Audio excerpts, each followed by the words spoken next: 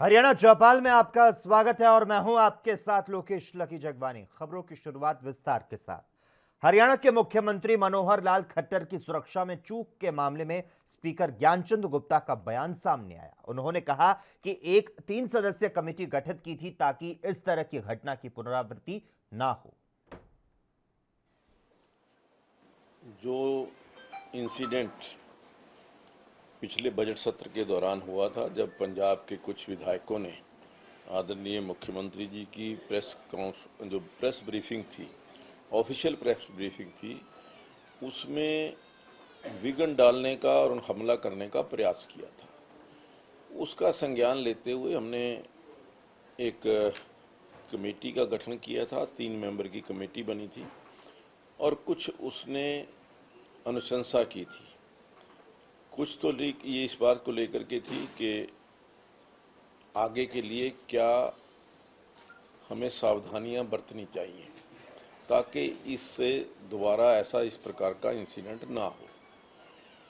और फिर इस इंसिडेंट को लेकर के, इस वाकया को लेकर के जो 3 मेंबर की 3 हमारे जो, चाहे वो चंडीगढ़ के आईजी थे, पंजाब के थे और हरियाणा के 3 बड़े उच्च अधिकारियों की एक कमेटी का गठन किया गया था कि इसमें कौन कौन लोग जिम्मेवार हैं और किन किन लोगों ने अपनी ड्यूटी के ऊपर पूरे खरे नहीं उतरे। तो उस कमेटी की जो पहली रिपोर्ट आई थी, उस पहली रिपोर्ट के अंदर उन्होंने कहा था कि हमने जो एसपी सिक्योरिटी थे, इंचार्ज थे, जो उस समय सिक्योरिटी के इंचार्ज थे, और 8 अन्य लोगों से एक्सप्लेनेशन मांगी है और उनको कारण बताओ। उसमें ने कहा कि जो एसपी सिक्योरिटी थे वो बिल्कुल निर्दोष हैं और 5 अन्य जो कर्मचारी अधिकारी थे उनको भी उन्होंने कहा कि उनका भी इसमें कोई कसूर नहीं है। और ये कहा कि 3 सदस्यों को हमने डिपार्टमेंटल इंक्वायरी जो है वो उनकी खोल दी है। तो मुझे ये लगा कि ये जो रिपोर्ट आई है बिल्कुल वेग है, तथ्यों पर आधारित नहीं है। जो उस समय का इंसिडेंट हुआ था, जो लैप्सेस हुए हैं, जिन लोगों की जिम्मेवारी लगाई गई थी और उन लोगों ने जिन्होंने जिम्मेवारी, मैं तो बधाई देता हूँ अपने आदरणीय गृह मंत्री को कि वो फील्ड में जाकर के वस्तुतः स्थिति जानने का प्रयास कर रहे हैं और जो लोग अपनी जो ड्यूटी है उसमें कोताही कर रहे हैं या उसका ठीक ढंग से पालन नहीं कर रहे हैं, तो निश्चित तौर पर कार्रवाई होनी चाहिए। मैंने तो अपनी सभी विधानसभा की कमेटियों को कहा है कि कमेटियां भी फील्ड के अंदर जाएं और जहां पर भी कहीं लगता है कि जो पब्लिक एक्सचेकर का नुकसान हो रहा है या किसी भी काम में धांधली हो रही है, अपने अपने सब्जेक्ट को लेकर के उनको फील्ड के अंदर जाना चाहिए और ऐसे जो अधिकारी या कर्मचारी हैं जो भ्रष्टाचार में लिप्त पाए जाते हैं उनके खिलाफ कार्रवाई करें। अब की बार ऐसा संभव नहीं है क्योंकि अभी बुलेटिन में यहां वक्त हो चला एक छोटे से ब्रेक का। जल्द हाजिर होते हैं।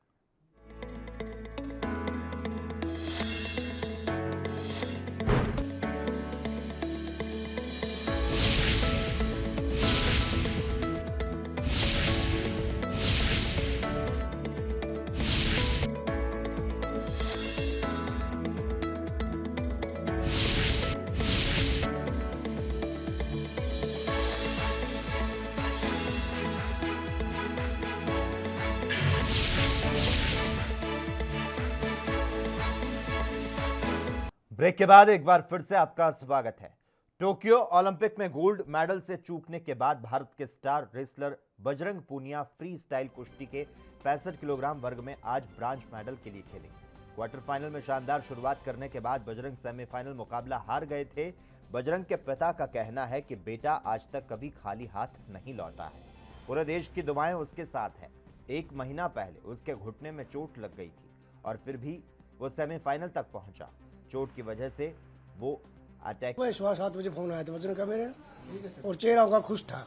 वो बेटे मैं तो यह कहूँगा वो बेटे का हारा नहीं, तू जीत रहा है, मैं तो गोल्ड मेडल मारे तेरा ओलंपिक का। माइश ना हुई है बेटा, बोले क्या तो माइश होना पापा, वो तन मारा के सच्ची नहीं बताई, पैर में तेरे भी दर्द है, तू खुल की लड़िया ही नहीं, तीनों कुश्ती मार तीनों बाउट देखी बेटा। और जो तेरे बैठे थे जो प्रेमी थे सब नहीं कहते पर बजरंग पहले वाली कुश्ती नहीं आज। तो बेटा तू इस बात ना पापा कोई दिक्कत है नहीं अपन, तू मारा के झूठ होना, पैर में तेरे सही है, ठीक नहीं हुआ से पापा, थोड़ा बहुत तो है ही 19-20। वो कल तो बेटा दिमाग से ही लड़ा, तू अटैक नहीं मार पाए एक भी। बोला कोई नहीं पापा, आज और बेस्ट करूँगा कल से।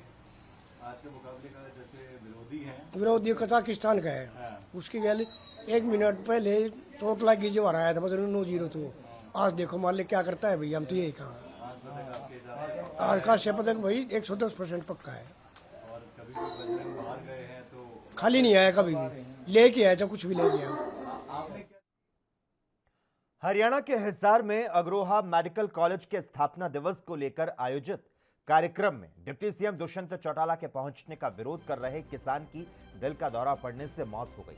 चौटाला के आने की खबर मिलते ही भारी तादाद में किसानों ने कार्यक्रम स्थल पर पहुंचने का प्रयास किया और इस बीच पुलिस ने किसानों को हाईवे के पास रोक दिया। किसानों ने डिप्टी सीएम सरकार के खिलाफ जमकर नारेबाजी की।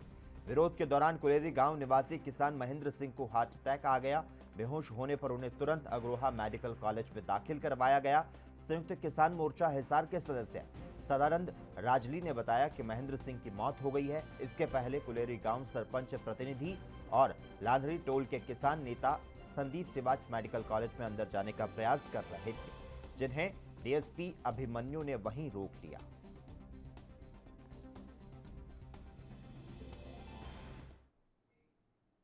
हरियाणा के गृह एवं स्वास्थ्य मंत्री अनिल विज ने बीपीएस प्लेटेनेरियम में स्वास्थ्य विभाग द्वारा चलाए जा रहे वैक्सीनेशन सेंटर का औचक निरीक्षण किया। मौके पर उन्होंने वैक्सीन लगवाने आए लोगों से जानकारी ली और लोगों से बातचीत की। तो वहीं उन्होंने मौके पर मौजूद स्वास्थ्य विभाग के कर्मी और डॉक्टरों से वैक्सीन सेंटर के बारे में जानकारी ली। नहीं, वैक्सीनेशन सारे हरियाणा में हम बहुत तेजी से चला रहे हैं और कुल हरियाणा में 1,25,00,000 वैक्सीनेशन हो चुकी है, लेकिन ज़्यादा सिंगल डोज हुई है।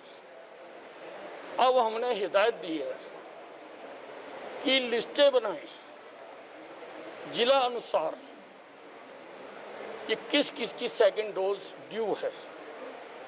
उन लोगों को घरों से बुला कर सेकंड डोज का कैंप लगाएं, ताकि ये ना हो कि सभी फर्स्ट डोज लगा के बैठ जाएं।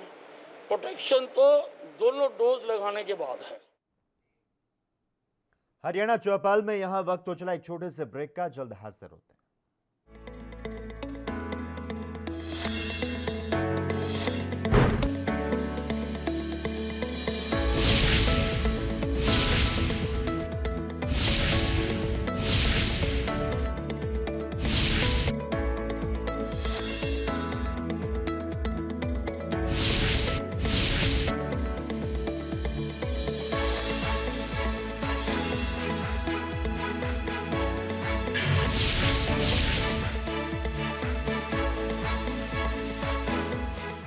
ब्रेक के बाद हरियाणा चौपाल में एक बार फिर से आपका स्वागत है। रुख करते हैं कुछ और खबरों की ओर।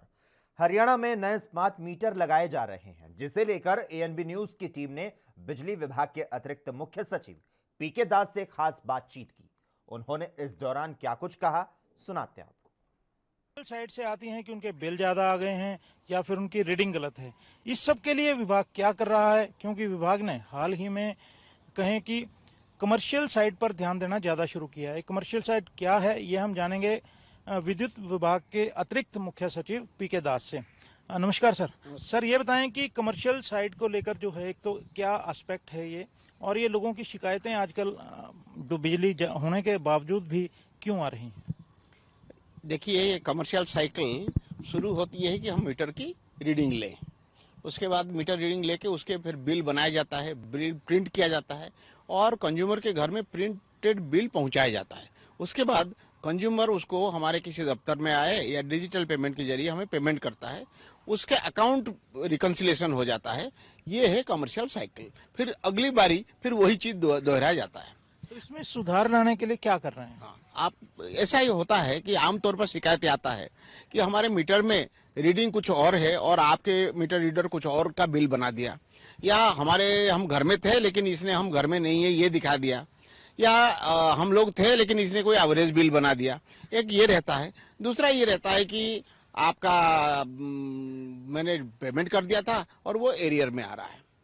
तो इसके कमर्शियल साइकिल को अगर हम दुरुस्त करते हैं, एक बहुत बड़ा परसेंटेज जो शिकायत है कंज्यूमर का वो ठीक हो सकता है। इसको ध्यान में रखते हुए हम काम कर रहे हैं। वो हमारे अब की जो काम है वो काम बाकी चीज़ों पे तो कर ही रहे हैं, लेकिन ज़्यादातर काम जो है स्मार्ट मीटर के जरिए किया जा रहा है। आपको पता है कि भारत सरकार की एक प्रोग्राम के मुताबिक हमारे यहाँ 10 लाख स्मार्ट मीटर लगाए जा रहे हैं। ये स्मार्ट मीटर वो है जहाँ कंज्यूमर प्रीमिसेस में जाने की जरूरत नहीं, हमारे ऑफिस से ही सॉफ्टवेयर के जरिए हम मीटर रीडिंग कर सकते हैं। एक और इसमें ये भी कैपेबिलिटी है कि प्रीपेड मीटर के रूप में भी ये काम कर सकता है। तो इसीलिए आमतौर पर जब मीटर रीडिंग करने के लिए जाता है, एक दिन में वो ज़्यादा से ज़्यादा 4 घंटा 4.5 घंटा काम कर सकता है, उससे पहले नहीं और उसके बाद में नहीं। लेकिन क्योंकि ये सॉफ्टवेयर के जरिए रीडिंग होगा तो 24 घंटे हम मीटर रीडिंग कर सकते हैं। उसके लिए कंज्यूमर जगा हुआ है, उसका घर खुला हुआ है, ये सब करने की जरूरत नहीं है। इससे क्या होगा, हमारे जो बिलिंग साइकिल है उसको हम छोटा कर पाएंगे। आपको पता है कि रेसिडेंशियल जो बिलिंग साइकिल है वो 2 महीने का है। तो जब हमारा कैपेबिलिटी बन जाएगा, जो लोग स्मार्ट मीटर पे आ जाएंगे उनके बिलिंग साइकिल को कम करने के लिए भी सोचा जा सकता है। और क्योंकि मशीन रीडिंग लेगा तो इसलिए मैन मेड एरर जो एक्चुअली आपका बिल बनना चाहिए वो बिल बनेगा। और हम साथ साथ ये कर रहे हैं कि जो कंज्यूमर है उसका कोई स्मार्टफोन का नंबर या उसका कोई ईमेल एड्रेस मिल जाए तो उसको बिल फिजिकली देने के बजाय ईमेल के जरिए या पीडीएफ फाइल के जरिए उसको भेज देंगे। और उसको भी एनकरेज करेंगे कि आप डिजिटली पेमेंट करो, ताकि आपको दफ्तर में आके लाइन में खड़े होने की जरूरत नहीं है और आप अपने काम छोड़कर ऑफिस टाइम में आके पेमेंट करने की जरूरत नहीं है। हालांकि अभी भी जो हमारे दक्षिण हरियाणा है उसमें करीब 40% डिजिटल पेमेंट हो रहा है, उत्तर में थोड़ा कम है। लेकिन अभी अर्बन एरिया में एक खास कैंपेन हम चलाएंगे कि किस तरीके से ईमेल के जरिए या पीडीएफ फाइल के जरिए वो व्हाट्सएप से उनको बिल जाए और वो डिजिटल पेमेंट कर दें। सर ये बताएं कि अभी 10 लाख स्मार्ट मीटर जो है हरियाणा को लाट हुए हैं। हमारी जानकारी के मुताबिक 1.5 या 2 साल में केवल ये 5 लाख ही इंस्टॉल पूरे नहीं हुए हैं और 72 लाख के आसपास कनेक्शन हैं। तो इसे हम कैसे माने कि कैसे पूरा होगा सारा? देखिए, ये एक शुरुआत था। तो पूरे भारतवर्ष में 2 राज्य हरियाणा और उत्तर प्रदेश के लिए भारत सरकार ने ये पहल किया था। हमारे लिए 10 लाख और उत्तर प्रदेश के लिए 40 लाख मीटर की बंदोबस्त भारत सरकार के एक उपक्रम है EESL उसके। तो टोक्यो ओलंपिक के 16वें दिन आज बजरंग पूनिया ने एक और मेडल अपनी झोली में ला दिया है। और इसी के साथ ही इस वक्त के बुलेटिन में बस इतना ही। देश और दुनिया की तमाम अहम खबरों के लिए लगातार आप देखते रहिए ANB न्यूज।